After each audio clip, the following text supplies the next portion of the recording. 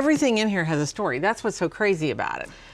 So like, for example, here's Barry. We got our live album here.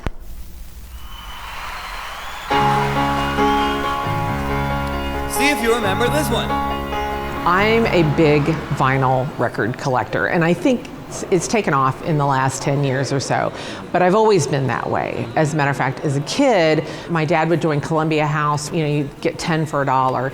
And so Dad would always let me choose. And my very first Columbia House purchase was the Barry Manilow live album, double album, so I could get 2 for the price of 1. Get a bucket of chicken, finger licking good. Barry Manilow and KFC. The Colonel and Barry is what you're getting here. I spend a lot of time at home. My husband Steve and I have created a real, actual sanctuary in our home, especially with music.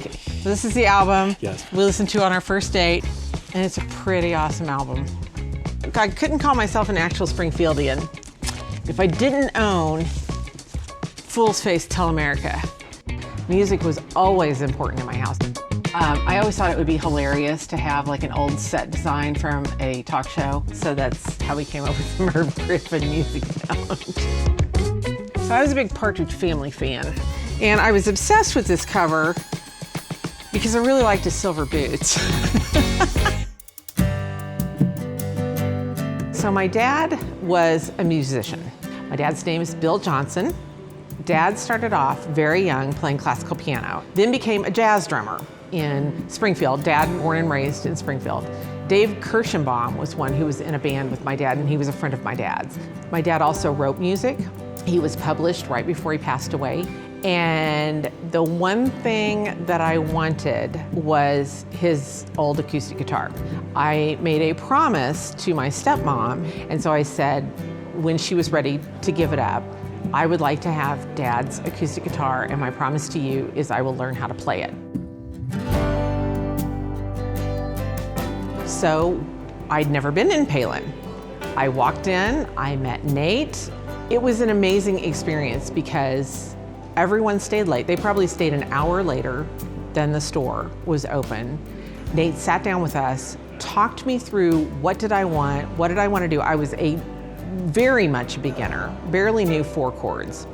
And then one thing led to another, and Nate said, I think I've got somebody to teach, and that's when I met Dylan, and this place has felt like home ever since. You're never too old to learn, and I think our brains need it. We need to be able to process something. We need to be able to grow as we get older. For me, that growth is music. I went from not knowing a single guitar chord to a year and a half later, I got up on a stage here at Palen Music and played an original song that my dad wrote. Today is yours, today is mine. We both have so little time. Let's be gentle, let's be kind together.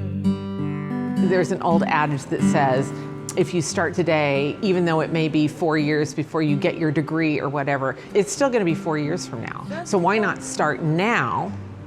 Because the time's still gonna be there. You know that I love you, and to me we'll always be together. So I say you're never too old to learn anything. And to me we'll always be